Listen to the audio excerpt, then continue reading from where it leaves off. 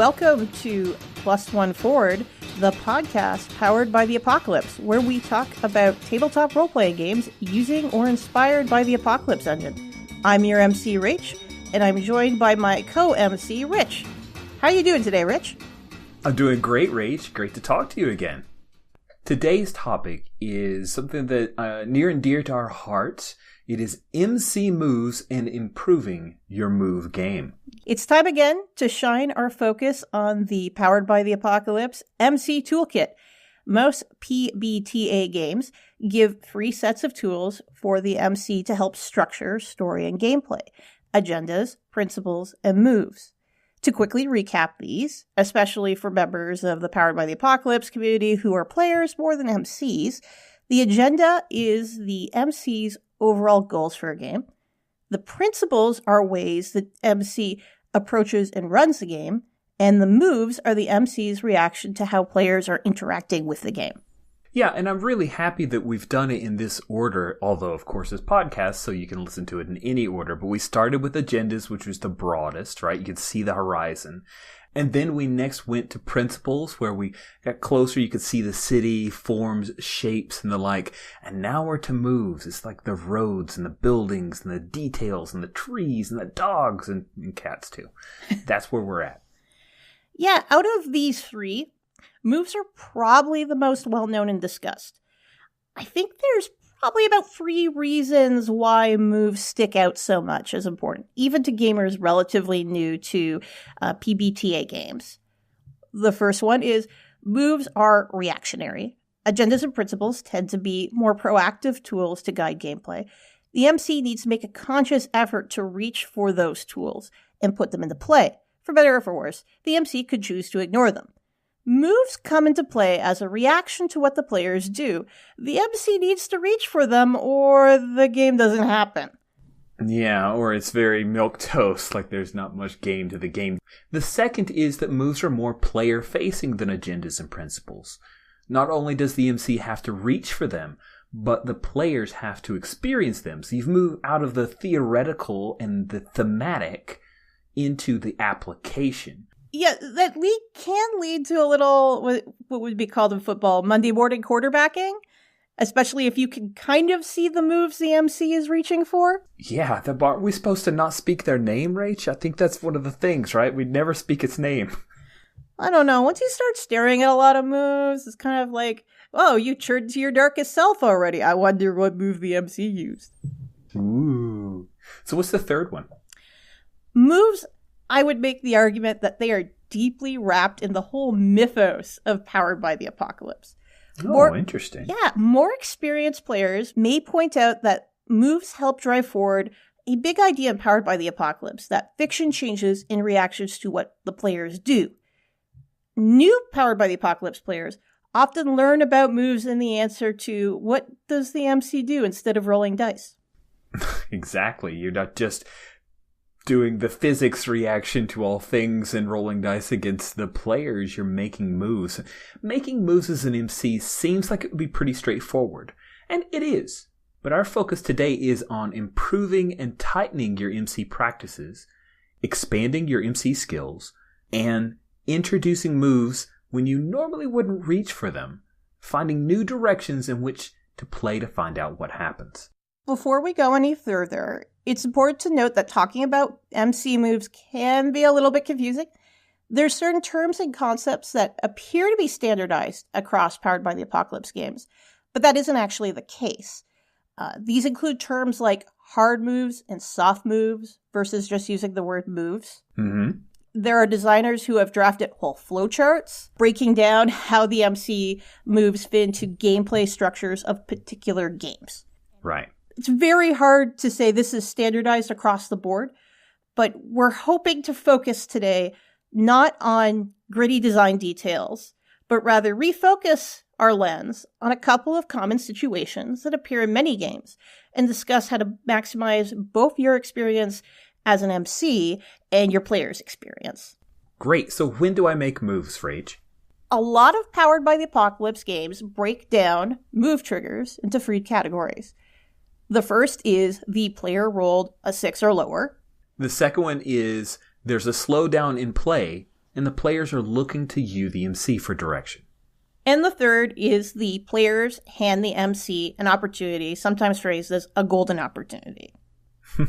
Yeah, exactly. So the 6- is a classic example of a move trigger. The players tried to do the thing.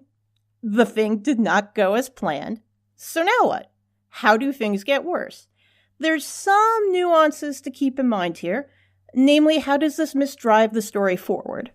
And one of my little nitpicky things that I want to point out here is that a 6- doesn't mean failure. It doesn't have to mean failure like it might mean failure in a more conventional RPG. It can mean success with a heavy cost or unexpected success with an unforeseen complication. It can even mean that the GM interrupts that move entirely with something else that they have as a threat or something they want to introduce.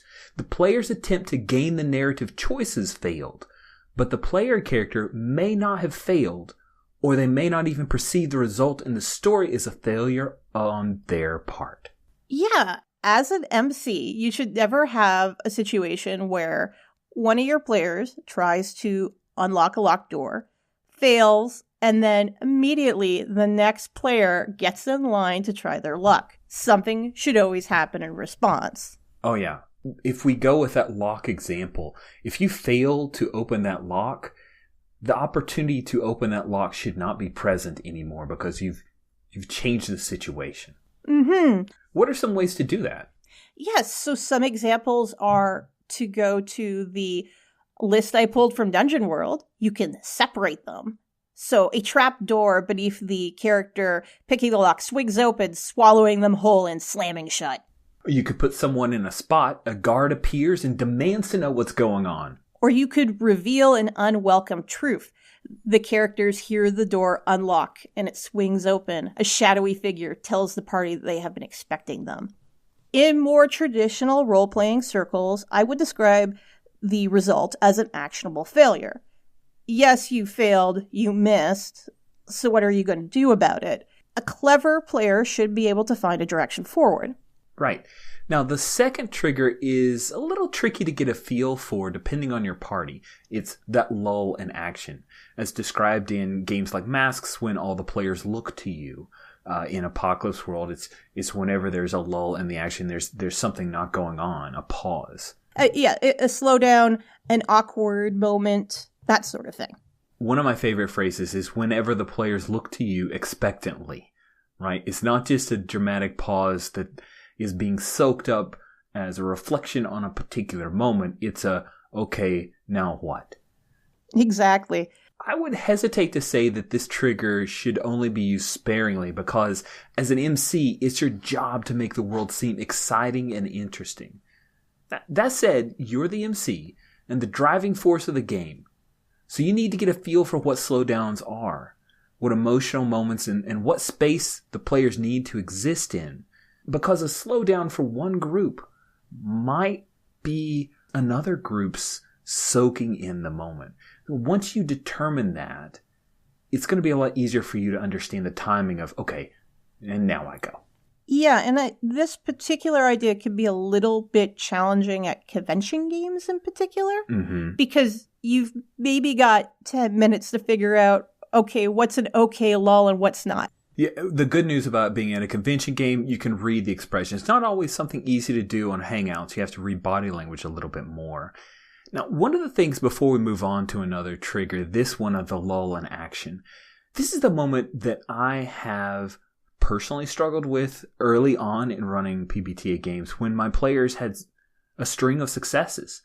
And I feel like I don't want to take away the narration of their success. So what do? Am I just letting them be able to run roughshod over the threats and plots and NPCs?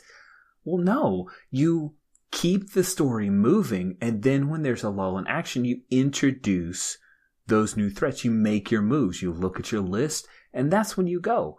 Even if they have a string of successes, that doesn't mean that you as an MC are supposed to be sitting back, right? You jump forward with fiction. You create an interesting and vibrant world. Yeah, I've struggled with this as well from almost sort of a self-conscious perspective. It makes me feel a little anxious and awkward, the whole slowdown, because a miss should be actionable. Mm-hmm. But at the same time, the situation at hand should also be actionable.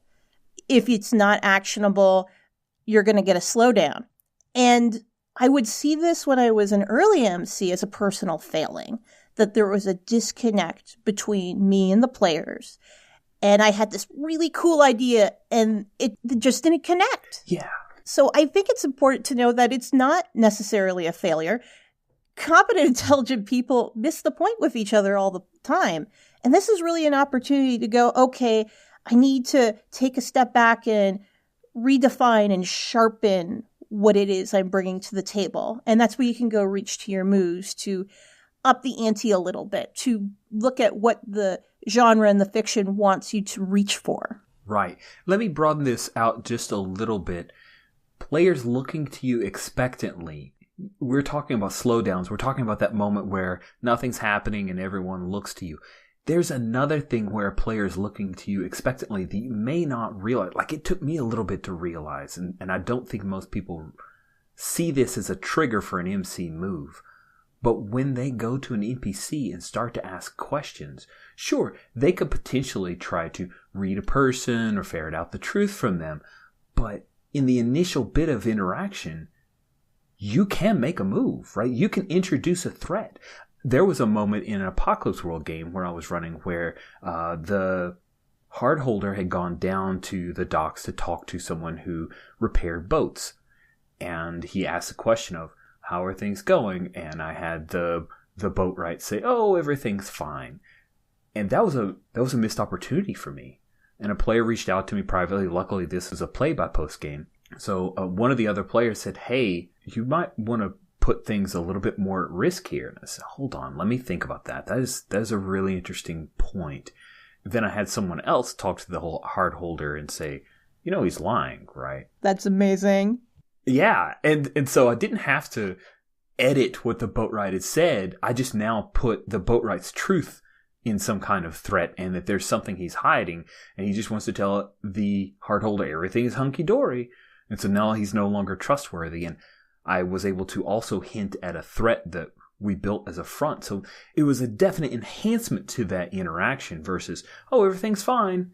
I think that's a great example because sometimes where it's right to stick a move in the fiction, where there's a lull, is not always obvious to us, even though we're the MC. Yeah, so big thanks to my buddy Scott for reaching out to me privately. He definitely helped me kick the game up a notch, and it's something I've learned from and I try to keep in mind and present. Even if we're in first session, you can start to build fronts by that opportunity of someone looking at you expectantly. And then another point that I feel is important to bring up, especially if you're running Powered by the Apocalypse games that encourage a level of intimacy. Mm-hmm. The lull could be social awkwardness of the players, someone really waiting to say, so is this when the special goes off? Is this when the sex move goes off? Is this a moment of emotional or physical intimacy? Because those moments can be really awkward and silent at a table. That is a really good point. And I think as an MC, it's your job to step in and say, and to ask that question because it seems present. Even if they say no, just by saying no, it allows the players to redefine what that awkwardness is about. They can have a chance to step back and define what's going on. Exactly. When I run Urban Shadows at convention games, I have a little bit of a spiel I give before we start playing, saying, I want everyone to look at your drama moves. I want you to look at the intimacy move. Let's have a quick conversation about what emotional intimacy and physical intimacy mean, like to us as a table. And then I encourage the players to look for those spaces. And I'll pop that question going, this seems like an intense moment. Is this a moment of emotional intimacy? Is this a moment of physical intimacy? Because we don't have to go into detail. We go only into the detail that you're comfortable saying, and then we can go into what the move says. Right. I had a great experience at Queen City Conquest because I had a player who was a little bit intimidated by that even being on the sheet. It felt very liberating because she hadn't considered really a game where intimacy was a thing, and establishing it can be emotional as well gave her a lot of space to play in. And then she was thinking about, well, what would my character find emotionally intimate? And I felt that really brought a lot to what happened in that session. Awesome. That is so cool that you were able to welcome someone into that style of play, because I find it very rewarding. It can be intimidating coming from the outside in, from more conventional spaces or from areas that aren't as safe. So I think that's great that you did that, Rach. So the last move trigger is the players handing the MC an opportunity. Also, as I said, known as the golden opportunity. There's a couple other phrasings of this. Rich, how would you define that? I would define it as because of course they do. This is the moment where the fiction that we've set up, it calls for a particular reaction that everyone sees it coming, and maybe you don't even go to a die roll. It's just all right, well, this is definitely the moment when the ship crashes, right? Yeah, this is the moment when the two of them go off together, right? To me, the golden opportunity is that moment of, I, as a player, am asking you as the MC to do this thing. I could roll really well, but I'm super excited for the situation to change dramatically, to challenge my character or other characters. What do you think about a golden opportunity?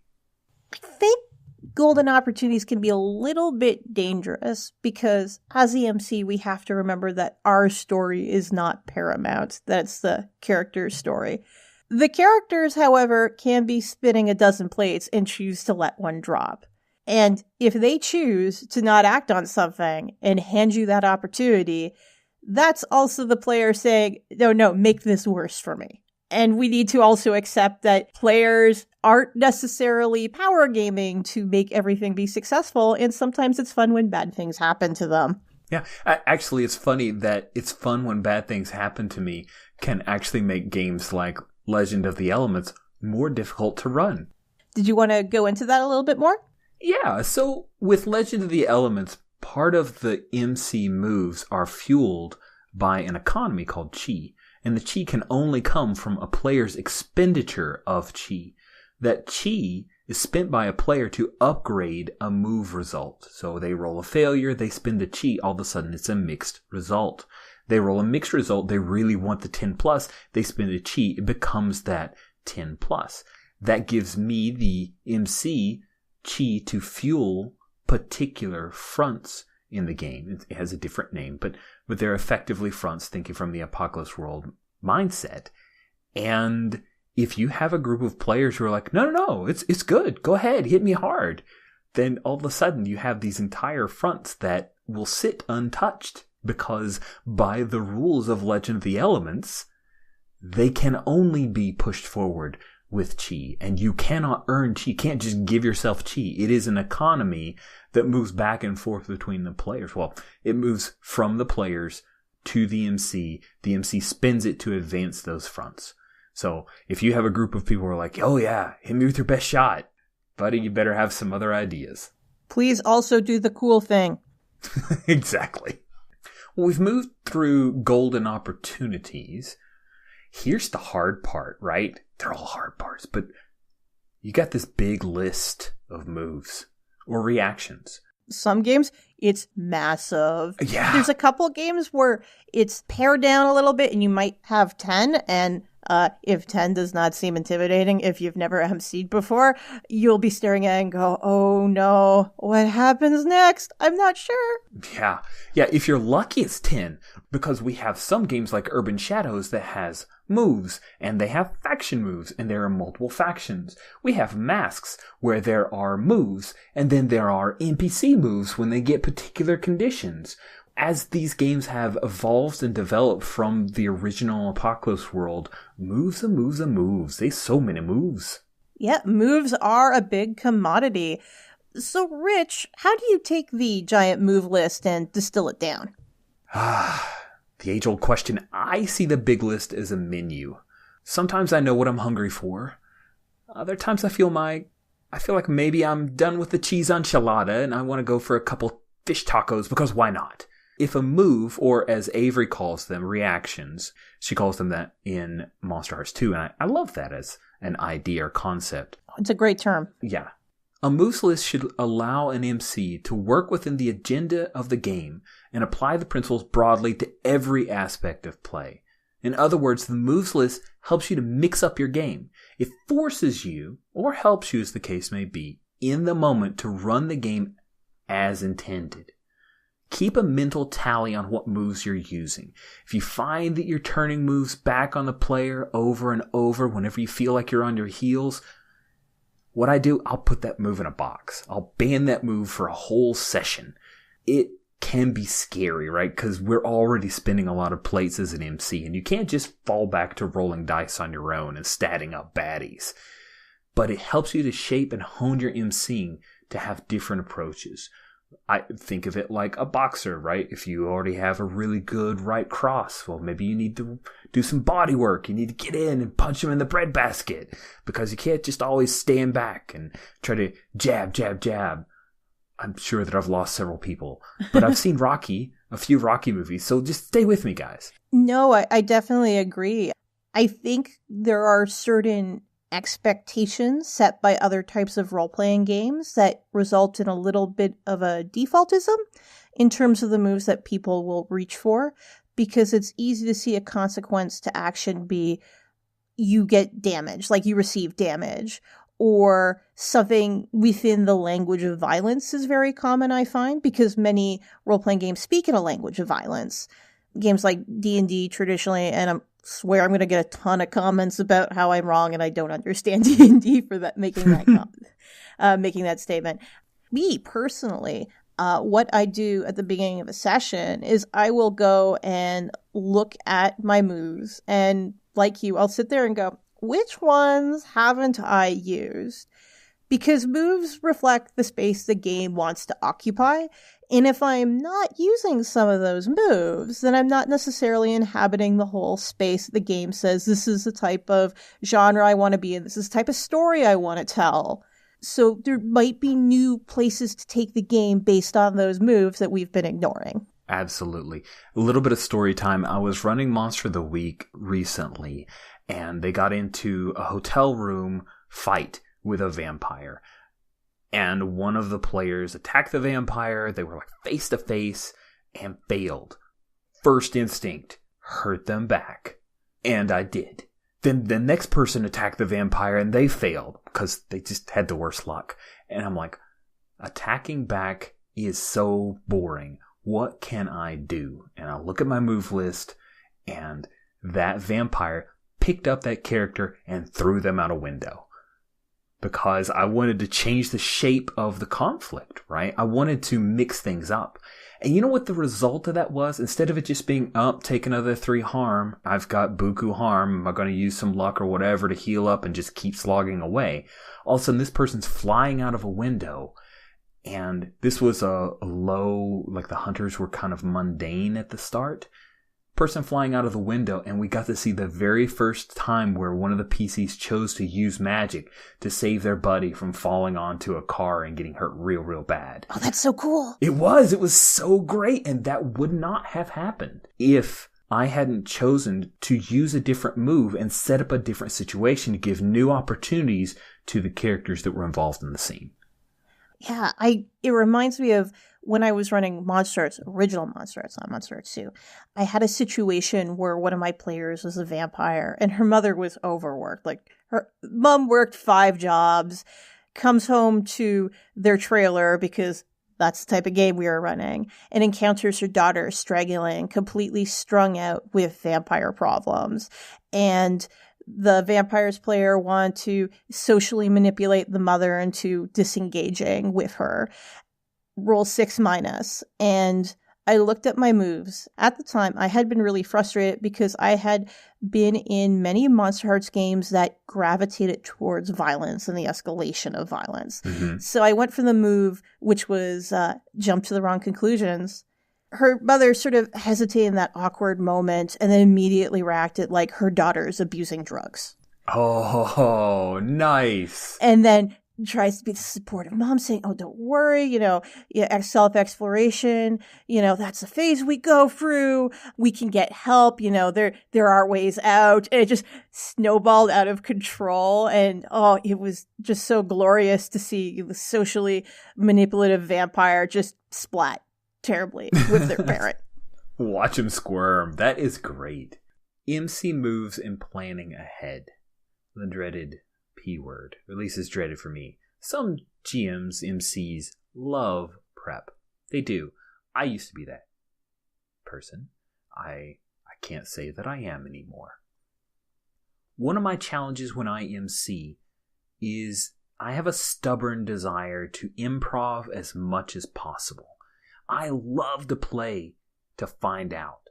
Maybe a little too much, because I know the concept of story now.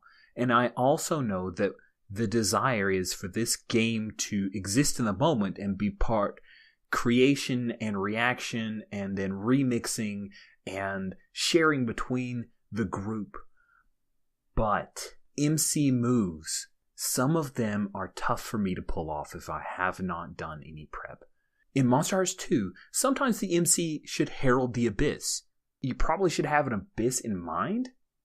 Or in Urban Shadows, a game where the MC should probably have some idea of what their factions are doing. You have to reveal a deal done in their absence. That's some next level stuff, and you better not hide from it. In short, full-on improv is not the best way to run a PBTA game.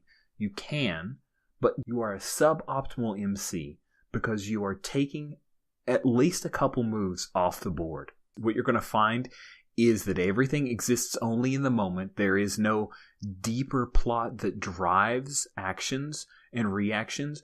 None of your NPCs have their own agenda or plan. And even if it's a simple plan, they need to have a reason to do what they do. They can't exist as, my friend Norwood would say, pieces of a pop-up book that just, you wiggle one thing and they can wave their arms. Right? They need to be fully realized characters that move and adapt. And that takes a little bit of prep. Yeah, to go back to your players handing you an opportunity, if you know the desires and drives of your NPCs, that's a great window in which to show what those characters have been getting up to. You don't have to write a 10-page backstory for your NPCs. Seriously, they just need to have a drive, a motivation, a goal, and a viewpoint.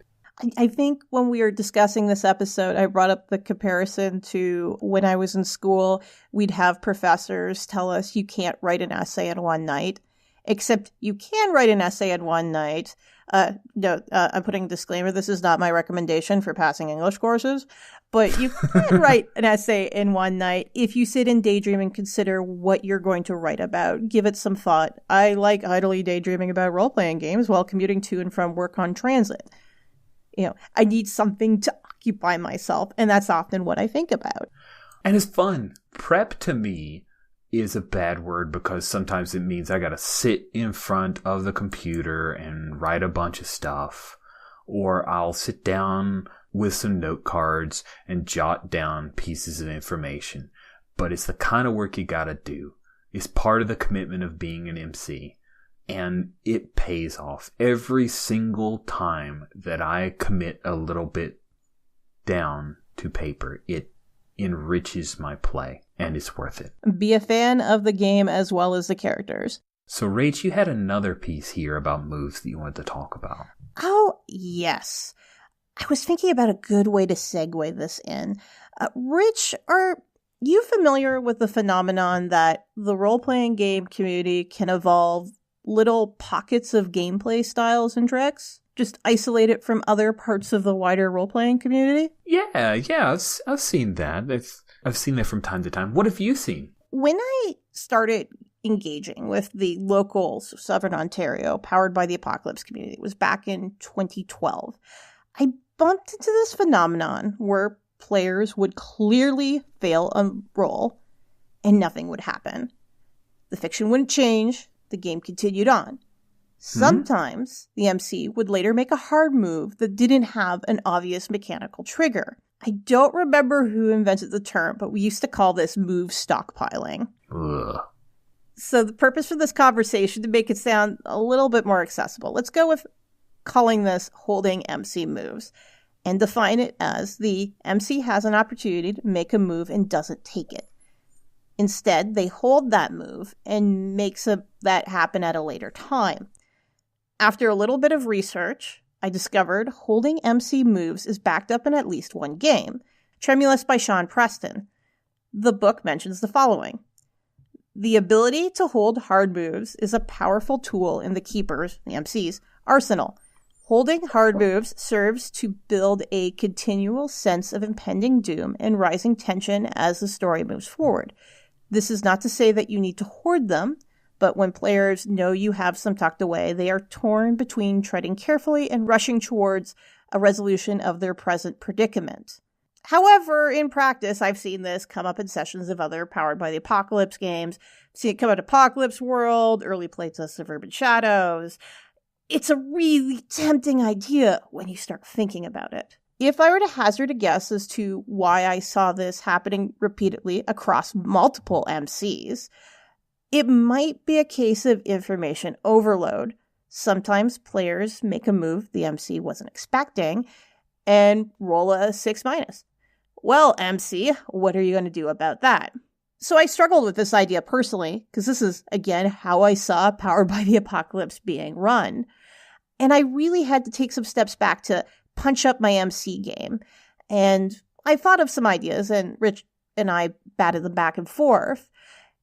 If you are in a position where you stall out hard, you are left with that big list. You've considered all of your options. We talked about, looking at what moves haven't you made recently, and you really don't know what to do.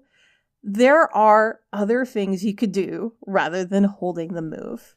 All right, let's see. What are some things to do when you're stuck, frozen up? What do you have for us, Rach? So, something I suffer from a lot is thinking of a move right away and dismissing it for being trite and obvious. I like to think I'm an intelligent person and go, oh, no, this is the obvious thing. I shouldn't do it. What I've forced myself to do is go back to that original idea and immediately make that move. Not every move has to be a left field plot twist that blows your players away when they don't see coming. Further, what's obvious to you is not going to be the most obvious move to spring on your players. Your players' experiences with the story and the type of genre the game is trying to promote aren't identical, and sometimes it's really great when your players sit back and go, oh no, of course this is what's supposed to happen at this time. Absolutely. There was a moment in a Masks play-by-post that I've been running recently where there were two simultaneous scenes that were taking place. One of the best parts of PBTAs in a play-by-post is the idea of having simultaneous scenes that you can't do in a live play, right? There's only one MC, normally. In the game, there was a scene where one person was talking. It's a Masks game. So there was a player character who was a beacon. She was talking to this slightly conceited young heroine named Total Package. That name. I just love that name. So Total Package, and the two of them were talking, and at one point Total Package had said something about, well, I'm just trying to impress people, and talked about social media strategies. And Trace, the beacon, said, well, you can't impress everybody all the time. And Total Package said, well, you can impress about 90% if you try really hard. So it was obvious that she was big on trying to show off and garner attention. At the same time, at another part of town, the reformed character, Kate, was talking to a kind of shady character who was trying to set her up with a job that was quote-unquote legit, where all she had to do was create some pyros for explosions for a mock-up PR opportunity for a new and upcoming hero that this shady guy was backing and managing and trying to get them into the spotlight. And as these two scenes develop on, Firefly pushes her contact like, okay, you need to give me more details. And he rolls and he says, yeah, I'm fronting total package. Amazing. Yeah, and that's when the player of Trace, Jen, she reaches out to me in private messages. I knew it! I knew it was going to be total package. And that was the obvious thing to her. But she was so excited that that was the payoff, that it wasn't some weird twist, that it wasn't some left field thing. That was what I was trying to set up, and I followed through with my move. And there was a strong appreciation for it. So, yes, if it's the obvious thing, sometimes the obvious thing is what we want. Especially, as you've talked about a great deal, Rach, in this kind of game, there's a lot of genre emulation, which means that the obvious thing is the stuff within the genre. So do it. It's okay. It's okay to give people what they want. It's okay. So another dirty trick I do as an MC, and I have no idea what happens next, is playing around with how you're framing your moves and the scene. Something I do is I will make a move immediately, throw in a slight cliffhanger element, and then shift the focus to another player. Works great if your party is separated, and it allows you to buy yourself a little bit of time to think about the full implications of the move you've made. So consider ideas like, if it's a modern game, someone's cell phone rings, call display reveals somebody dangerous, now jump cut. Or perhaps ask the player, so who is the worst person to call you at this given moment? And go, okay, it's them, and then shift that focus. The character bumps into someone they would rather not bump into right now. I wouldn't use this trick for every single move you have to make ever, but if you need to buy yourself some time to figure out why someone is there or think about the larger scheme at play, it's a great way to ratchet up tension briefly and buy, again, time. And you're not holding a move. You're just holding the player before you unveil your move. Yeah, you're holding a bit of plot, but not necessarily the move. Exactly. Very similar to that is the idea of if you are completely at a loss, you absolutely lock up, and you need a few minutes to step away, that shifting focus isn't going to give you those moments you need to collect yourself, think through your options, make sure that you're not stepping on toes of other things that are going on. Take a break. You can be honest with your players and just say, hey, I need a few minutes. Let's take a bio break. You can be dishonest with your players or less than fully honest with your players and say, I'm going to have a cliffhanger and we're going to take a break right now during this exciting moment. And when we come back, we'll find out what happens. Either way, I'm sure that some of them may think, oh yeah, Rich need to go walk around for a little bit. And that's okay, right? They can buy into that.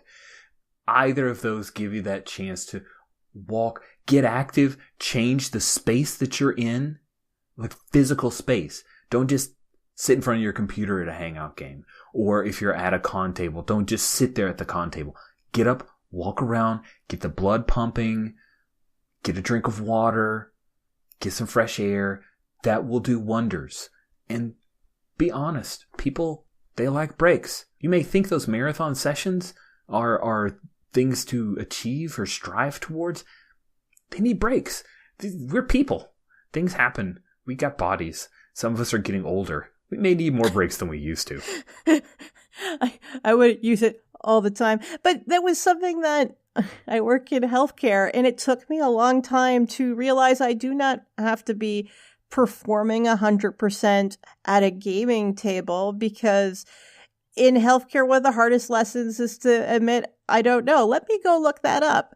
And I maintain that this is a great skill to get used to as a GM or an MC, is to give yourself a little bit of space and be like, can I put you on hold for a moment? Is what I would do on the phone. But recognize you're human and cut yourself some slack. Absolutely. And then go up and get a drink. It works great, like legit. I don't do, maybe at a con game, 4-hour ones, I might do it once or twice. I'd like to throw in a fourth one. Sure. One move that you can use if you're locked up is actually a principle. Fall back to one of your principles. Sometimes disclaim decision making. You're trying to think of a move. They've failed. Pull the table. hey, what do you guys think should happen right now? I'm a little short on ideas. It's part of that being open and honest that you talk about, Rach. You can have that conversation with your players, especially a more established group.